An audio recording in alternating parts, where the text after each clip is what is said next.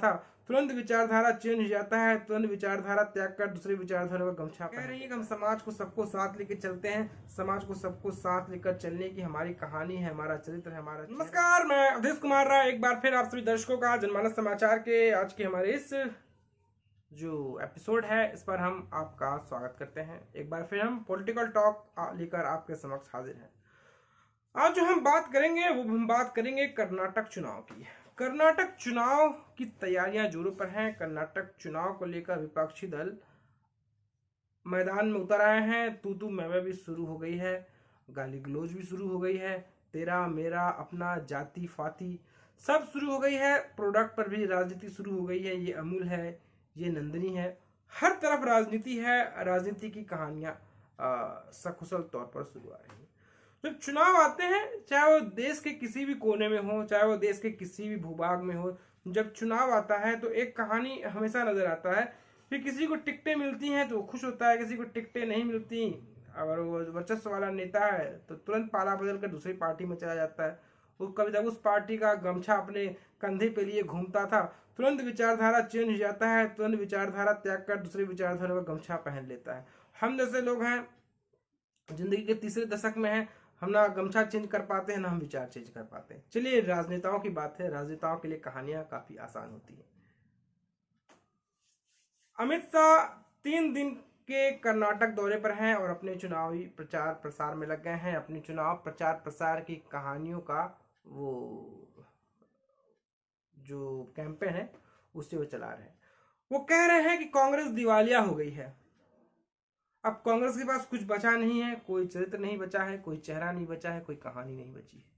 कांग्रेस दिवालिया हो गई है। अब कांग्रेस जो है अब उन मोहरों के साथ खेलना चाह रही है जो कभी भाजपा के साथ थे, जो भाजपा के गैर गुजरे जमाने के जो नेता थे, जिनको भाजपा में कोई पूछ नहीं रहा, जिन्हें भाजपा निकाल दिया गया, या जो भाजपा को स्वेच्छा से छोड़ के चले गए, टिकटें नहीं मिली। तो ये सब बातें वो बागलकोट की चुनावी रैली में कह रहे थे।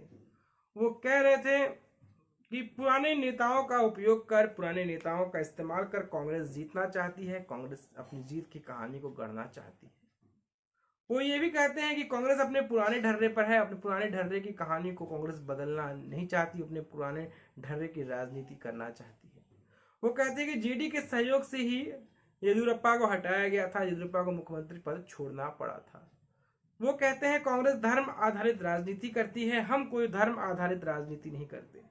देखिए, हम उनकी बात तो कर रहे थे, वोटों को साधने की बात कर रहे थे, हम अमित शाह की हम बात कर ही रहे थे। अब चुनावी प्रचार है, चुनावी प्रचार में क्षेत्रीय राजनीति भी होती है, लोकल राजनीति तो खैर होती है, साथ साथ जाति का भी तड़का लगता है। उन्होंने कहा हमने किसी से भेदभाव नहीं की, हमने किसी से भेदभाव वाली कहानी को नहीं गढ़ा, हमने कभी किसी के साथ भेदभाव वाली राजनीति को कभी भी हमने बल नहीं दिया। लेकिन हाँ, कांग्रेस ने जाति आधारित राजनीति की। उसने 4% रिजर्वेशन मुस्लिम समाज को दिया था, जिसे हमने खत्म कर दिया है। अब ये रिजर्वेशन हमने SC ST वोकलिगा और लिंगायत समाज को दिया है। अब इनका मैंने रिजर्वेशन बढ़ाया है। उन्होंने कहा कि SC को पहले ही इंटरनल रिजर्वेशन था और SC को लेफ्ट 6% और SC राइट को 5.5% रिजर्वेशन दिया गया है, जो यहाँ पे रिजर्वेशन घटाया गया है। और कांग्रेस कहती है कि फिर दोबारा सत्ता में आएगी तो यही 4% जो रिजर्वेशन जो भाजपा द्वारा, मुंबई सरकार द्वारा खत्म किया गया है, उसे भी हम खत्म करेंगे। तो हम पहले भाजपा पर ही पूरा फोकस कर लेते हैं। तो अमित शाह ये सब बातें कह रहे हैं और कह रहे हैं कि जो मोदी जी की शासनकाल में जो विकास हुआ, जो विकास की कहानी गढ़ी गई, जो विकास की गंगा बहाई गई, वो अब तक नहीं हुआ है। संपूर्ण विकास हुआ राज्य में, और राज्य में चुनाव है। राज्य में हमने देखा है कि PFI की कहानी क्या थी। हमने PFI के खतरे को कम किया, हमने PFI को बैन किया, हमने तुष्टीकरण की राजनीति को हमने खात्मा किया, तुष्टीकरण की राजनीति को हमने पूरी तरह से खत्म किया, उसे निस्ते नाबूद किया। तुष्टीकरण को हमने बाय बाय कर दिया। और तुष्टीकरण की जो गवाही दी जाती है, तुष्टीकरण की जो कहानी कही जाती है, उसको कहीं न कहीं भाजपा नकारती है। उन्होंने कहा कि मोदी जी हैं, जितने साल से भाजपा की सरकार रही है, चाहे कर्नाटक में विकास की गंगा बही है, नई नई योजनाएं आई हैं, नई नई योजनाओं की कहानियों को रचा गया है, गढ़ा गया है।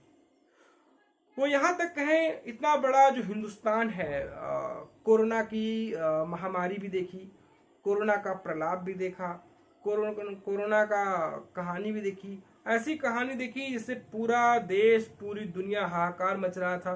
तो 240 करोड़ लोगों को मोदी जी के शासनकाल में उन्हें वैक्सीनेट किया गया। ये अमित शाह अपने 3 दिवसीय दौरे पर थे, उन्होंने ऐसी बातें की। तो ये पक्ष की बात है। अब विपक्ष की बात करते हैं। कांग्रेस भी अपनी जोड़ तोड़ की राजनीति में लगी हुई है। कांग्रेस जेडीएस का साथ है।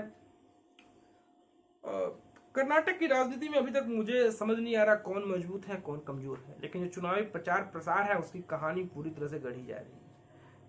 प्रियंका गांधी वाड्रा, पिंकी जी की रैली थी, बबली की रैली थी मैसूर में। तो मैसूर में वो प्रचार प्रसार कर रही थी, वो कह रही थी कि 40% लोगों को फायदा दिया जा रहा, सिर्फ 40% लोगों तक ही योजनाएं जा रही हैं और भाजपा 40% में सिमट जाएगी।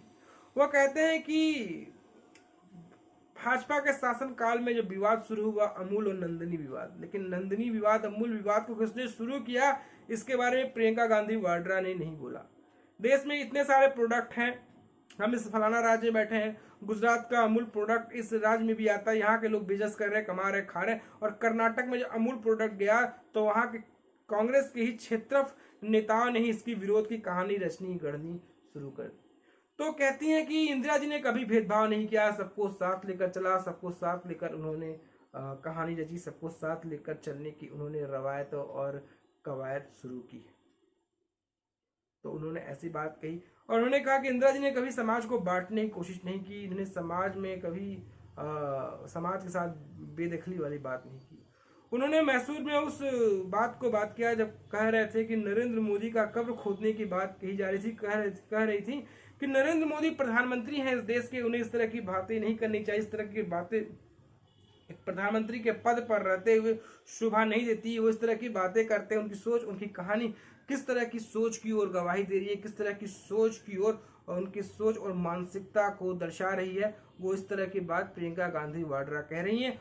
वो कह रही है कि हम समाज को सबको साथ लेकर चलते हैं, समाज को सबको साथ लेकर चलने की हमारी कहानी है, हमारा चरित्र है, हमारा चेहरा है। हम किसी को उपेक्षा भरी नजरों से नहीं देखते हैं। भाजपा को हम 40 सीटों तक सीमित कर देंगे, ऐसी बातें प्रियंका गांधी वाड्रा कह रही हैं। मजबूरी भी है कांग्रेस की, प्रचार प्रसार करना भी है, क्योंकि राहुल गांधी जी इन दिनों चुनाव नहीं लड़ पा रहे हैं। हाईकोर्ट गए हैं, वहां पर पिटीशन को लेकर जो उनकी चुनाव लड़ने की याचिका की जो रोक लगाई गई इसको लेकर देखें हाईकोर्ट में क्या होता है। तो इस तरह की बातें प्रियंका गांधी वाड्रा कह रही हैं और प्रियंका गांधी वाड्रा, लेकिन हाँ इतनी हत्याएं हुई, इतने लोग को मारा गया, इतने लोगों की कहानी रची गई, पीएफआई के इतने बड़े जो कालखंड को कर्नाटक ने झेला है, इनकी कहानी दिखी, इनका चरित्र देखा, इनकी समस्याएं देखा। इस संबंध में प्रियंका गांधी वाड्रा ने एक बातें नहीं की, इसको लेकर एक बातें भी वो कसते नजर नहीं आ रहे हैं, एक तरह की बातों को दोहराते नजर नहीं आ रहे हैं। लेकिन हाँ जो कर्नाटक की लड़ाई है वो दिलचस्प हो गई है, कर्नाटक की कहानी बिल्कुल दिलचस्प हो गई है। अब देखना है कि सियासी युद्ध राजनीति का किस करवट बैठेगा और सियासत की राजनीति किस हो जाएगी।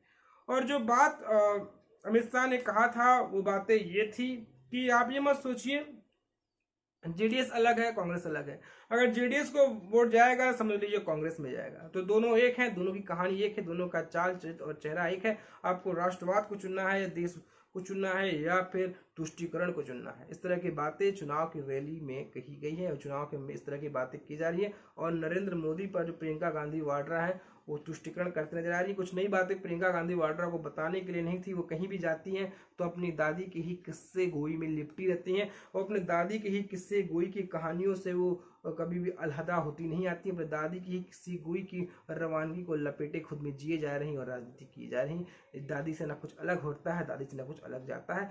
वो उनके लिए एक ही एसेट्स है कि वो इंदिरा गांधी जैसी दिखती हैं, तो इंदिरा गांधी जैसी उन्होंने लुक रखा है। उसके अलावा इतने गत सालों में इतने चुनाव ये हार गए हैं, इतनी चुनाव में उनको पटखनी मिल चुकी है, चाहे वो छत्रप राजनेता हो, चाहे वो राष्ट्रीय राजनीति हो।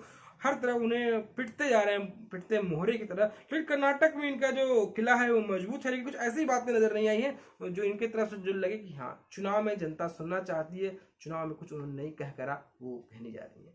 तो दोस्तों आपको हमारी कहानी कैसे लगी, आपको हमारा विश्लेषण कैसा लगा, आप हमें जरूर बताएं। दोस्तों आपसे गुजारिश है कि आप हमारे चैनल को लाइक करें, शेयर करें, सब्सक्राइब करें। अगर आपके पास हमारी कोई सुझाव हो तो बेशक आप हमें सुझाव दे सकते हैं। तो फिर हाजिर होंगे एक नई कहानी के साथ, एक नए एपिसोड के साथ। तो फिर मिलेंगे, तब तक के लिए जय श्री राम, वंदे मातरम। सब्सक्राइब जरूर करिएगा।